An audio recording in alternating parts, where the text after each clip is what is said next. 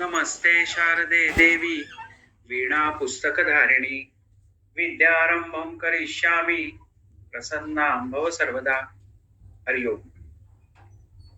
This is the last session of this clinical orthopedics series. We came across ankle, wrist, knee, elbow, hip, shoulder, lumbar disc, and last one is cervical disc. So there are many remarks from many learned people in this series. So we are very thankful to all of them. Very thankful to all of you, and many people loved this series. So individually also I am very much thankful to them. So now we will start with cervical spine. First we started with spine in toto, then specifically on neurology, then clinical orthopedics part 1 and part 2 day workshop. Then we did rheumatology workshop, neuromuscular disorders. See, this is our hospital and these are some courses we are doing, that is Kshara and Ayurvedic clinical rheumatology. These are two main things. Now we are coming with dermat and onco also. So let us go into details of manya. Many a times people tell me about different things. Hello, so the slide has gone. Okay, just a minute.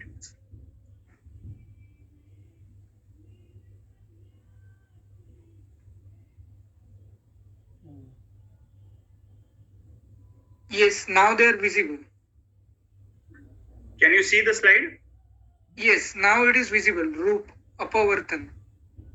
Okay. There are 2-3 suggestions. कुछ लोगों ने मुझे कहा कि थोड़ा हम आयुर्वेद पे भी अलग तरीके से ध्यान देंगे, तो पॉसिबल है क्या? पॉसिबल है. ये सीरीज का उद्देश्य एक प्रैक्टिकल अप्रोच इस तरह से है, कंप्लीट प्रैक्टिकल अप्रोच. इसमें बहुत कम रेफरेंसेस के बारे में मैं कहना चाहूंगा, या बहुत कम ऐसी चीजें मैं बताऊंगा जो संहिताओं में है. पर मैं आपको विश्वास दिलाना चाहता हूं कि इस सीरीज में आप बहुत अलग केसेस सुनोगे और बहुत अलग अलग ट्रीटमेंट पार्ट भी सुनोगे. ऐसी केसेस जो हमारे सभी के क्लिनिकल एक्सपीरियंस में कभी ना कभी आती है. मैं कुछ रेफरेंसेस इस बार आपको जरूर बताना चाहूंगा जो कि रिलेटेड टू ग्रीवा या मन्या है. Manya is mainly related to carotid area of the neck and griva is gala, neck. So कौन कौन से लक्षण इसमें दिखाई देते हैं, इसके बारे में मैं अभी जाता हूं.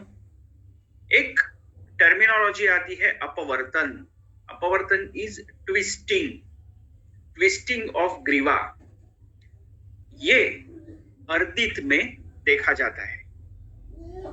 आयाम is forward bending of griva, that is in अंतरायाम and स्कंदग्रह.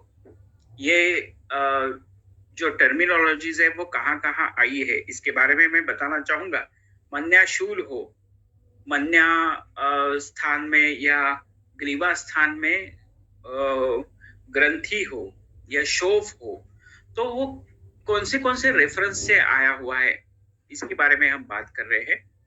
The third one is गंड, nodules. We all know about that कि गलगंड में यह रेफरेंस आया हुआ है. लिम्फ नोड्स इज ग्रंथि, वल्मिक और अपची, ऐसे दो कंडीशंस में ग्रंथि यह रेफरेंस आया है. ग्रीवागत ग्रंथि, ग्रीवागत शोफ, स्वेलिंग, ये भी गलगंड में ही आया हुआ है.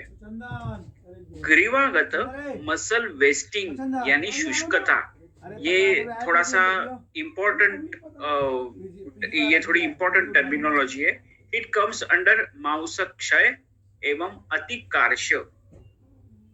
अतिकार्ष्य में ग्रीवागत शुष्कता, मसल वेस्टिंग, यह लक्षण पाया जाता है. मांस और मेद ये दोनों अलग व्याधि है. अभी इसमें और एक बात याद रहे कि वृद्धि, ग्रीवागत मांस वृद्धि या एनलार्जमेंट ऑफ ग्रीवा, इट इज रिटन अंडर मांस वृद्धि. तो ऐसे लक्षण इसमें दिखाई देते हैं. ग्रीवा के बारे में और दो इंपॉर्टेंट बातें देखने को यहाँ पे मिलती है, और वो है उसकी मूवमेंट्स. ग्रीवाहुंडनम ऐसा एक संदर्भ पाया जाता है. वात व्याधियों की सामान्य लक्षणों में ग्रीवाहुंडनम यानी चलन उसका इस तरह से बताया गया है. हुंडन यानी टिक्स. यह पेशेंट मैंने देखा हुआ है, पर उसकी चिकित्सा करने में मैं कामयाब नहीं हुआ. इट इज ग्रीवाहुंडनम टिक्स. ये मेनली मज्जावह स्रोतो विकृति में बताया गया है. वात व्याधि में इसका वर्णन आया हुआ है. प्राणवह स्रोतस में कंप यानी ट्रीमर ये आया हुआ है. सो ये दोनों भी बहुत इंपॉर्टेंट चीजें हैं. तो ग्रीवा कंप, ग्रीवागत कंप, यह लक्षण यमलाहिका में बताया गया है. सो ग्रीवा से रिलेटेड हमें जब भी कोई लक्षण दिखाई दे तो वो किस व्याधि से हमें कंपेयर करके देखना चाहिए, ये यहाँ पे हम बताते हैं. संवेदना में आधमात, ग्रीवागत आधमात, that is feeling of fullness. ग्रीवा में फीलिंग ऑफ फुलनेस, यह वातिक अपस्मार में बताया गया है. अवभंजन, दैट इज ब्रेकिंग पेन. ऐसे लकड़ी ली और जोर से उसे तोड़ दिया तो किस तरह से ये होगा, दिखाई देगा, उस तरह से एकदम ब्रेकिंग पेन. ये असाध्य लूचाविष और कर्णशूल में भी इसका संदर्भ आया हुआ है. प्रेस करने जैसा पेन, अवमोटनीवत पीड़ा, जो जोर से प्रेस करने के बाद जो पेन होता है वो that is known as avamardhan. It comes under बाह्य आयाम. heaviness in ग्रीवा, गौरव, यह लक्षण मांस वृद्धि में और कफज कर्णशूल में यह लक्षण दिखाई देता है. restricted movements,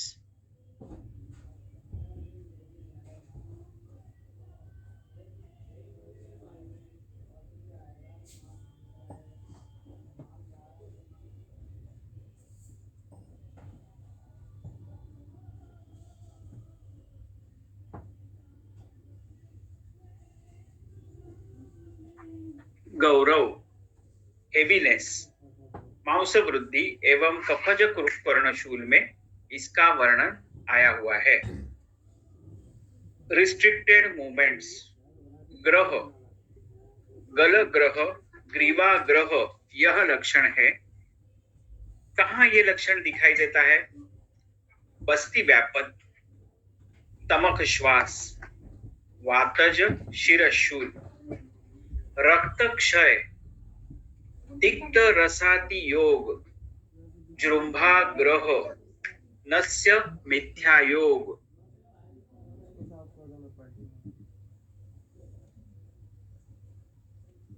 नस्य के मिथ्या योग में ग्रीवागत ग्रह यह लक्षण बताया गया है। कर्ण वेद मिथ्या योग, ये भी बहुत ही इंपॉर्टेंट लक्षण है। कर्ण वेद मिथ्या योग में भी गलत ग्रह यह लक्षण दिखाई देता है, या ग्रीवा ग्रह यह लक्षण दिखाई देता है। ग्रीवागत रुजा या पेन, अर्दित वातज ग्रहणी हमेशा याद रहे, और आप एज एन आयुर्वेदिक फिजिशियन भी याद रखे, वातज ग्रहणी में भी मन्यागत शूल रुजा यह लक्षण बताया गया है। क्रॉन्स डिसीज में जहां पर HLA-B27 पॉजिटिव है, restricted movements of neck along with रुजा प्लस लूज मोशंस, ये जिस और इसके साथ साथ आयराइटिस, रेडनेस ऑफ आईज, ये तीनों जब मिलते हैं तो क्रॉन्स डिसीज होता है। वातज ग्रहणी में कुछ इसी तरह के लक्षण पाए जाते हैं।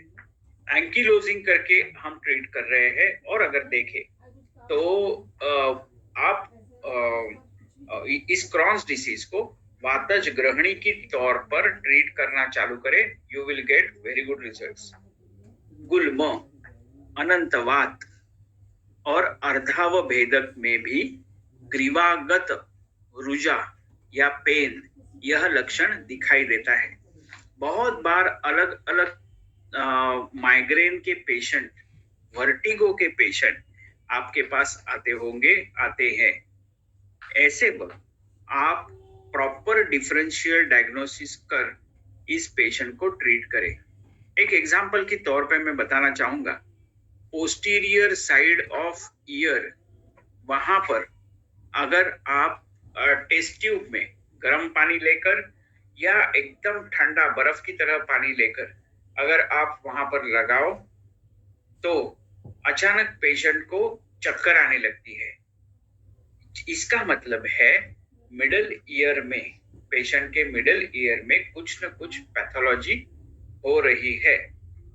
ऐसे पेशेंट को आप मिडल ईयर ओरिएंटेड ट्रीटमेंट कर सकते हो, और पेशेंट काफी अच्छा ट्रीट होता दिखाई देता है।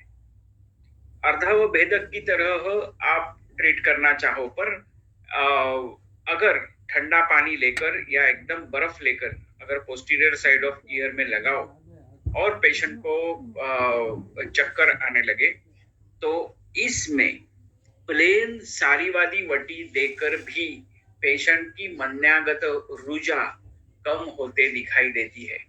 सो what is important is diagnosis and not the treatment. So we have to be very much careful in diagnosis.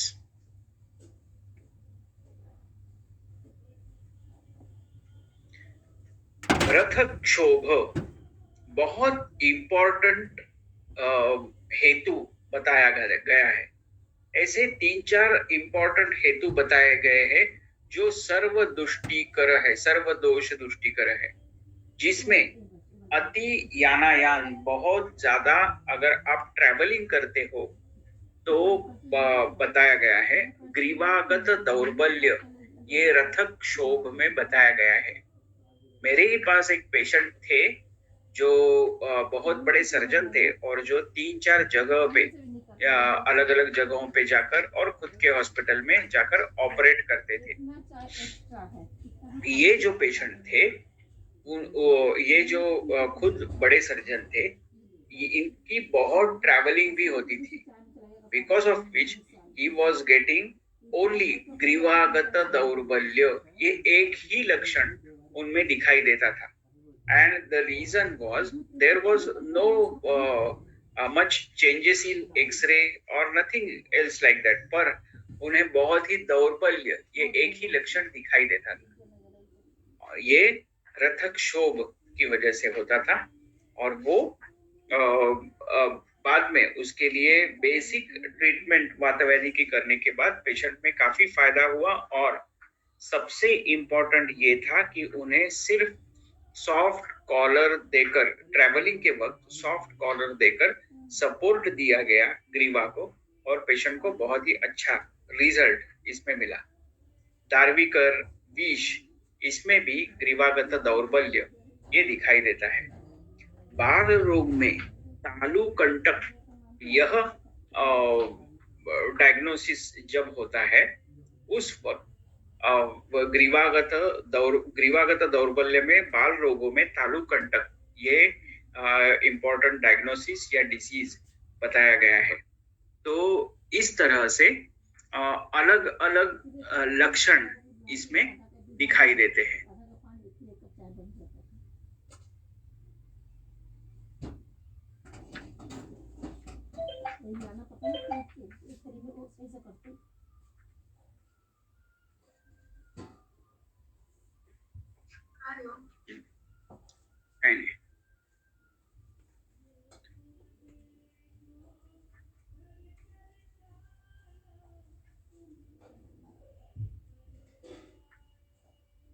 रथक्षोभात संधि पर्व शैथिल्य अनुनासाकर्ण शिरशूल तोद कुक्षी क्षोभ आटोप आंत्रकूजन आधमान हृदयेंद्रिय उपरोध स्फिक पार्श्व वंक्षण वृषण कटी पृष्ठ वेदना संधि स्कंध ग्रीवा दौर्बल्य अंग अभिताप पाद शोफ प्रस्वाप हर्षणादयः।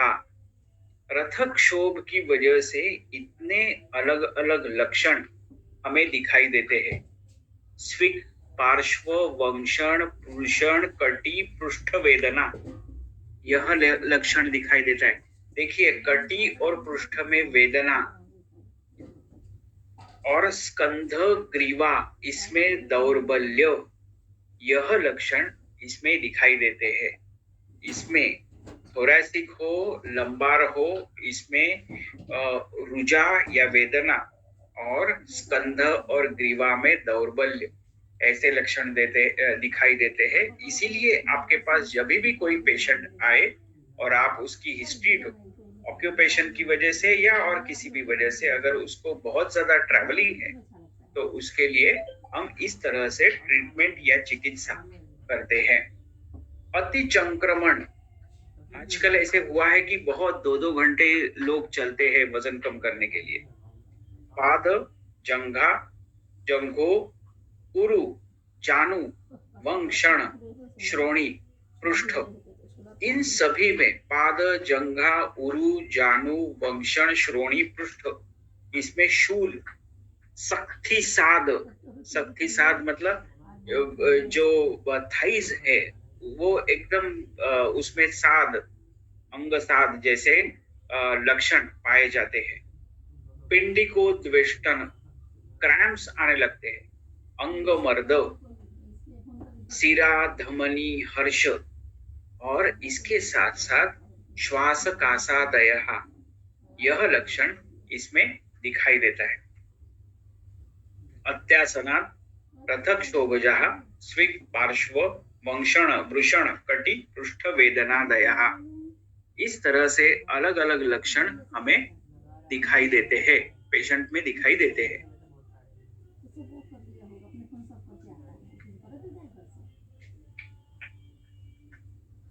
तो हमें इसके लिए अभी ट्रीटमेंट करने के पहले हेतु खोजना बहुत ही इम्पोर्टेंट होता है।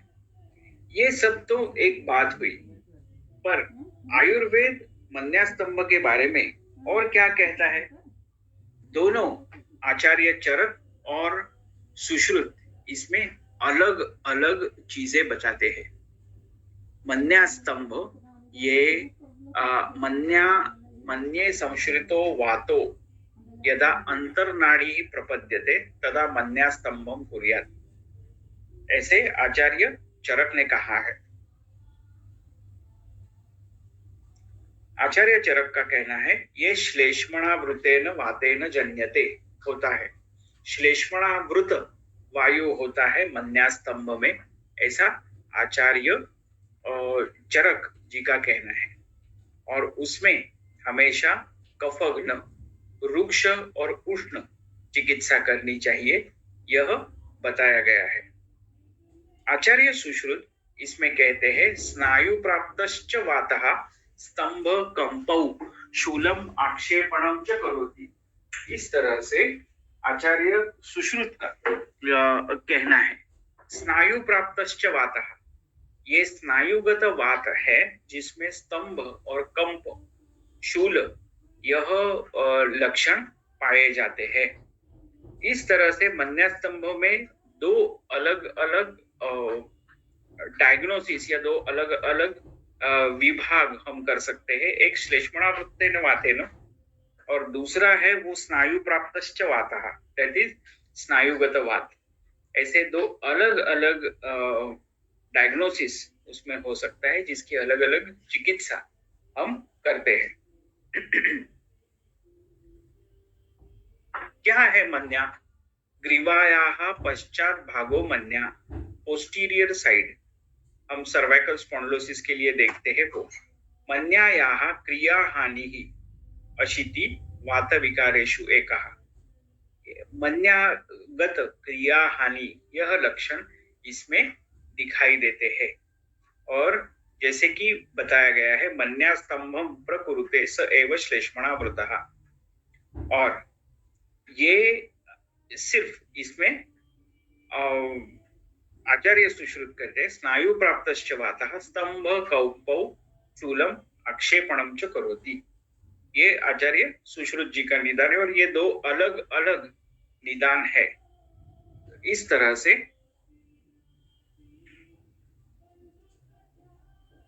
दिखाई देता है। हम सिर्फ दो चीजें इसमें लेंगे, एक श्लेष्मणावृत वात है क्या, नहीं तो स्नायुगत वात है क्या, और दोनों की चिकित्सा इस हिसाब से हम बदल सकते हैं। ग्रीवा अंतरायाम्यते, ग्रीवा मन्या च स्तंभ्यते भृशम, मन्यास्तंभम तदा कुर्यात् अंतरायाम संचितम संदितम। ये इस तरह से मन्यागत वात नाड़ियों में वायु जाता है, श्लेष्मणावृत वो रहता है जिसमें मन्यास्तंभ यह लक्षण दिखाई देते हैं। और इस तरह से उसकी ट्रीटमेंट करते वक्त ये ध्यान रखना चाहिए ये कफावृत्त वायु है या स्नायुगत वायु है। डिफरेंशियल डायग्नोसिस में और दो चीजें आती है, वो है अस्थिगतवाद या अस्थ्यावृत्तवाद। भेदो अस्ति पर्वणाम संधि शूलम, अस्थिगतवाद में संधि शूल यह लक्षण दिखाई देता है, और संधिगतवाद में अस्थि क्षय यह लक्षण दिखाई देता है। ये हमेशा ध्यान रहे, संधिगतवाद में अस्थि क्षय की चिकित्सा करनी चाहिए और अस्थिगतवाद में और संधि शूल में अस्थिगतवाद की चिकित्सा करनी चाहिए। भेदो अस्थि पर्वणाम संधि शूलम मांस बल क्षयः, उसमें मांस और बल मतलब मसल वेस्टिंग भी होते हैं और उसमें स्ट्रेंथ भी कम होने लगती है। अस्वप्नः संतता रूपच मज्जास्थि कुपिते अनिले। अस्वप्नः मतलब बिल्कुल नींद न आना। संतता रूपच, संतत मतलब सातत्यपूर्ण, जिसमें वेदना होती रहे ऐसे। मज्जास्थि कुपिते अनिले। अस्थ्यावृत्तवाद स्पर्शम अस्नावृते तूष्णम पीडनम चाभिनंदति संबज्जते सीदति च शुचिभिरीव तुद्यते। ये अस्थ्यावृत्तवाद में दिखाई देने वाले लक्षण है। शुचिभिरीव तुद्यते, सुई चुभोने जैसी वेदना होना, यह अस्थ्यावृत्तवाद का लक्षण बताया गया है। इस तरह से अलग अलग आयुर्वेदोक्त लक्षण इसमें बताए गए हैं। अभी एक केस हम डिस्कस करेंगे।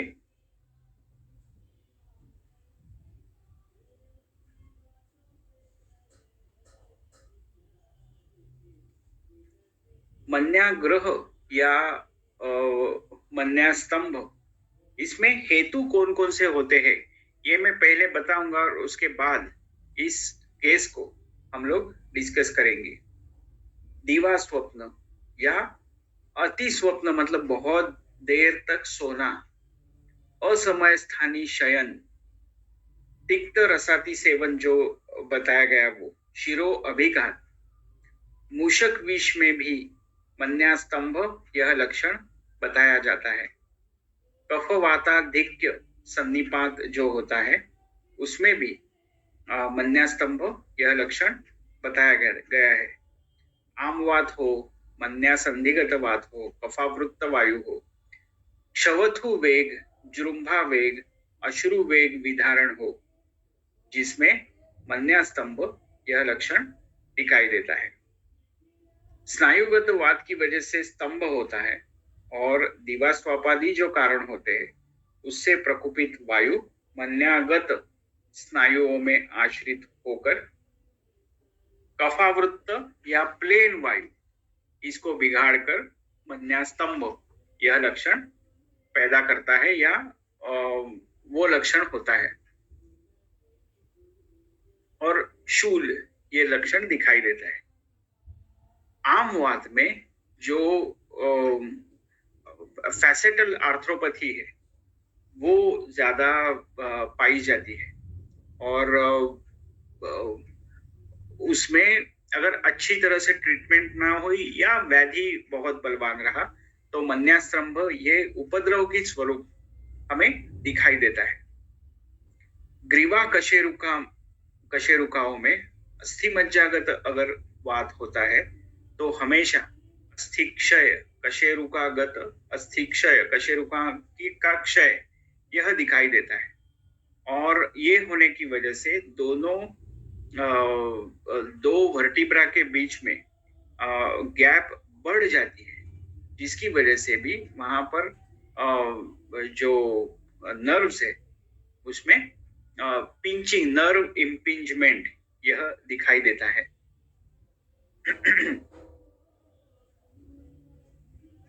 तीव्र ज्वर हो, छर्दी हो, यह इस तरह के लक्षण भी अगर बहुत ज्यादा वर्टिगो या इस तरह की लक्षण दिखाई दे तो हो सकती है। तो ये भी मतलब दिखाई देता है। कटिक तरुण, कुकुंदर, नितंब, पार्श्वसंधि, बृहति, अंशफलक और अंश, इतने अलग अलग मर्म, इतने पूरे मर्म ये पीछे की ओर पृष्ठ प्रदेश में दिखा रहते हैं। 14 मर्म, 14 मर्म ये वहां पर दिखाई देते हैं। वातज कास, पुरुषावृत्तवात, वातार्श, वमन के व्यापद या बस्ती व्यापद, हृदगतवात, ऐसे में भी मन्यास्तंभ या पृष्ठ स्तंभ इस तरह के लक्षण यह दिखाई देते हैं। श्वेत प्रदर, गर्भाशय मुख का शोध, गर्भिणियों में अति व्यायाम, अति व्यवाय और विषम शैया, विषम आसन, ऐसे सभी वक्त भी मन्याशूल यह लक्षण बहुत बार दिखाई देता है। सो in this case important is diagnosis, important is history taking. History taking करने के बाद हम उस तरीके से उसकी ट्रीटमेंट ये कर सकते हैं और एग्जैक्ट फायदा उससे हो सकता है। तो अभी हम लोग इस केस के बारे में थोड़ा डिस्कशन करेंगे। ये जो पिक्यूलियर केस है इसके बारे में मैं बात करूंगा।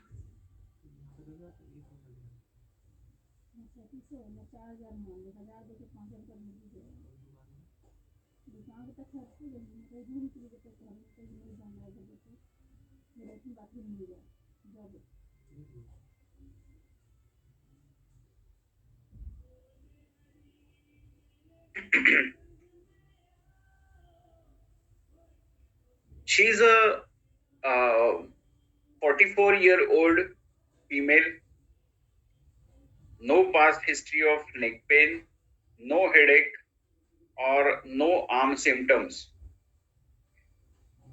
Vehicle accident approximately 4 to 5 weeks before coming to see our clinic.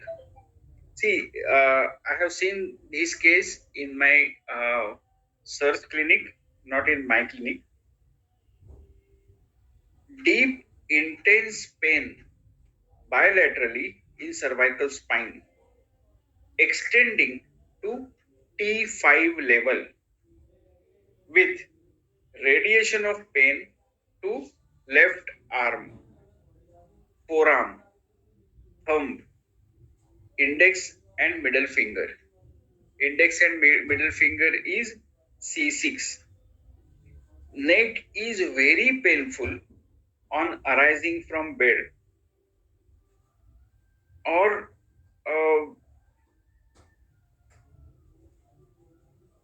she finds heat, that is very hot, from hot shower, which was helping her but temporarily.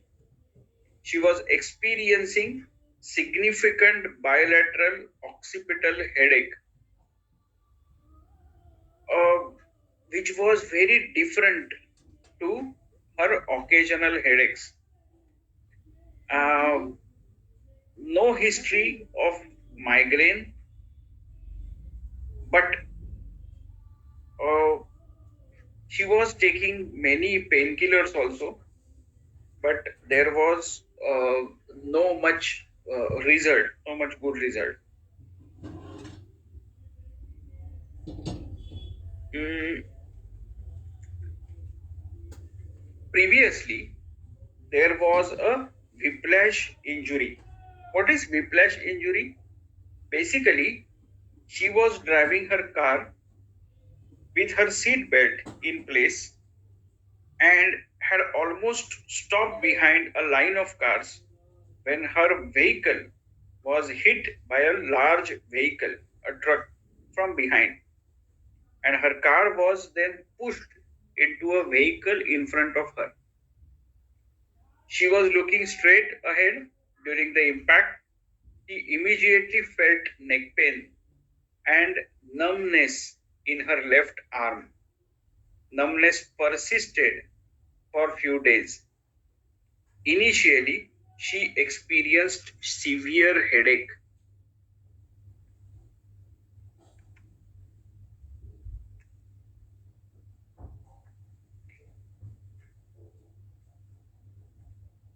In this particular X-ray, you can see this C5, C6.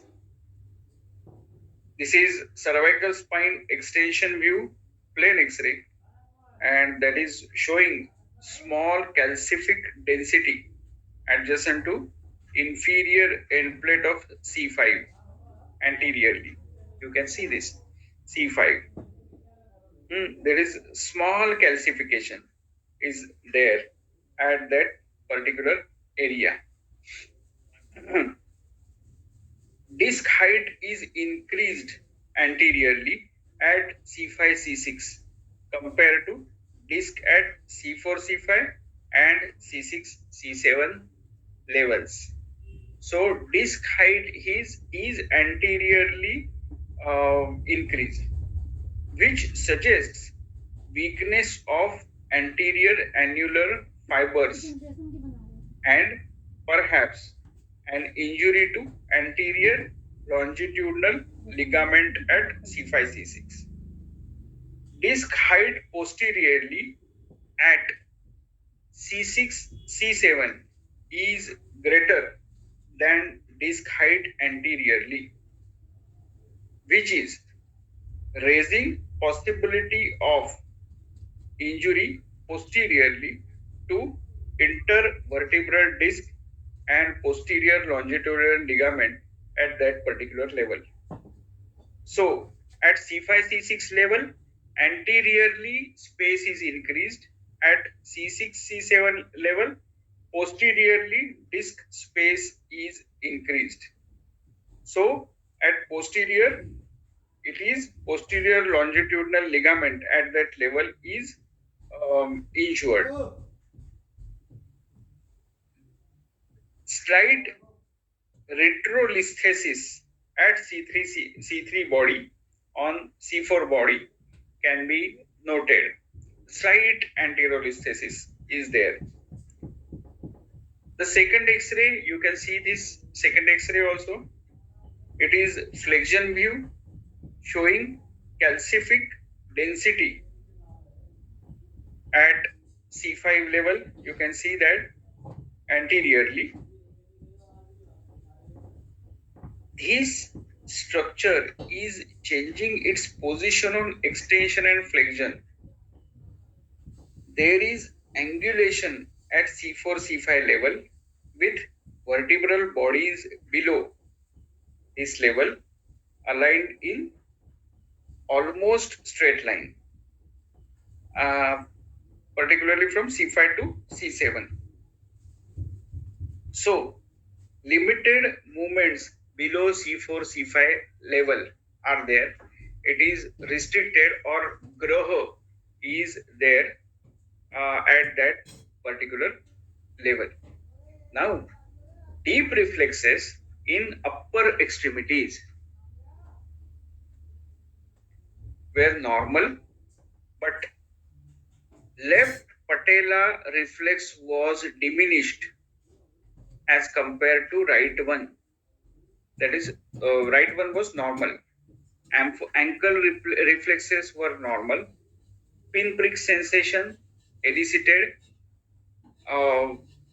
hypoesthesia in left thumb, left middle finger also. That left middle finger is C7, left thumb is C6.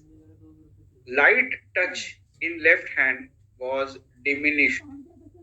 Remember this. Vibration sensation in legs and arms are normal. Power was normal. Eye movements and visual fields were normal. Optic disc normal. She was able to perform finger to nose test normal.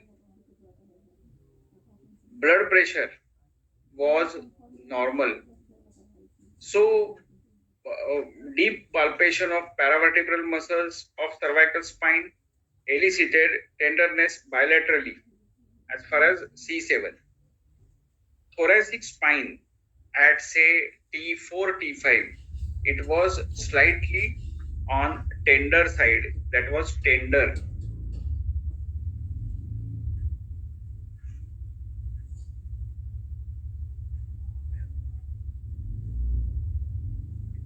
So overall, this was his study. Small protrusion, the posterior disc protrusion at C6, C7 level. It was there. Anterior disc bulge at C5, C6 level. It is there. And you can see this white arrow also. It is at C5, C6. Body of say second cervical vertebra of 5, 6, and 7. It shows bodies of 5th, 6th, 7th cervical vertebra. Almost everything was normal except that small disc bulge. See, in this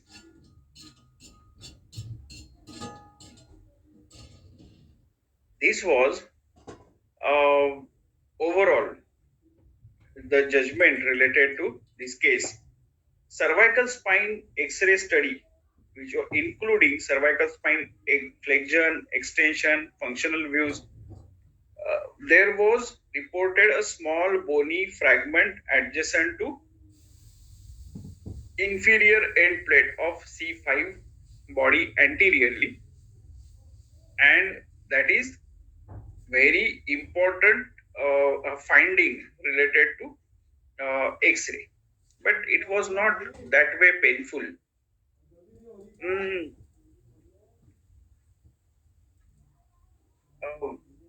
Nothing else was there.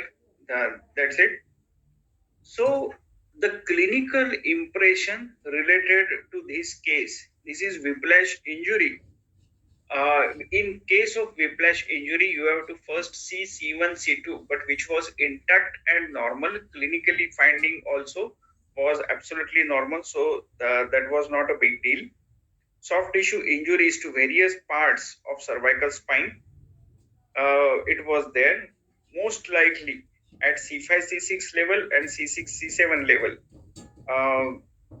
There is a possibility of tearing of anterior fibers, and at C5, C6 level, posterior fibers, uh, anterior fibers C5, C6, and posterior fibers C6, C7 fibers were injured.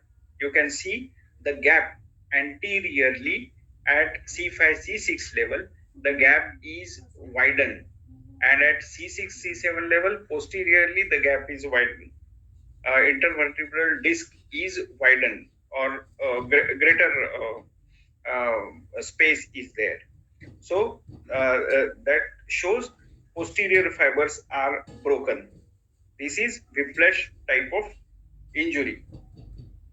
So in this case, I have seen 4 or 5 cases of whiplash injury. Serious whiplash injury also was there, but people in these cases, if pain persists, then orthopedic surgeon goes for say cervical discectomy and fusion using say graft also and metallic plate fixation. But I have seen 2-3 cases after surgery also, they don't get rid of headache. So that is very important, and a patient gets pain, persistent pain in that case. So remember one thing in these type of cases, only support, that is soft cervical collar, is very important in these type of cases. Along with that, you have to go for Snehan Swedan on a regular basis with uh, after eating. You have to go for Snehapan also. Only these 3-4 things gives very good result in these type of cases. Though anterior and posterior ligaments, longitudinal ligaments were broken, it may heal automatically after a certain period of time. So you have to give some time to the patient. Patient should cooperate you for the treatment at least for 1.5 months. Then you can give him good result. I have seen 4-5 cases, approximately 4-5 cases of whiplash injury, and treated only 2 cases of whiplash injury, which was of moderate type, which was not at all of severe type. After surgery also, we can give complementary treatment of Ayurveda, which may get good result in case of whiplash injury patient. It is soft tissue injury, but ligaments are broken, maybe partially broken. So we have to be very much careful in treatment point of view. While comparing with surgery, metallic plate fixation and Ayurvedic treatment gives promising result in these cases. Only thing, it takes time. It takes 1.5 months to get rid of these type of pains. Before and after X-rays shows the same thing, but clinically patient improves very much, so we can get good results in these type of cases. So this was one of the cases. This was one of the interesting cases. There are 3-4 more cases also, so we will discuss it tomorrow at same time at 10 o'clock in the evening, and then we will go into details of clinical tests of clinical tests related to cervical spine pathologies, and some x-rays also we will be able to see. Thank you for being with us. If you have any questions, you can ask me today also, you can ask me afterwards also. There are many people who asks me on WhatsApp also, so no problem, you can ask me on WhatsApp also. Thank you all for being with us.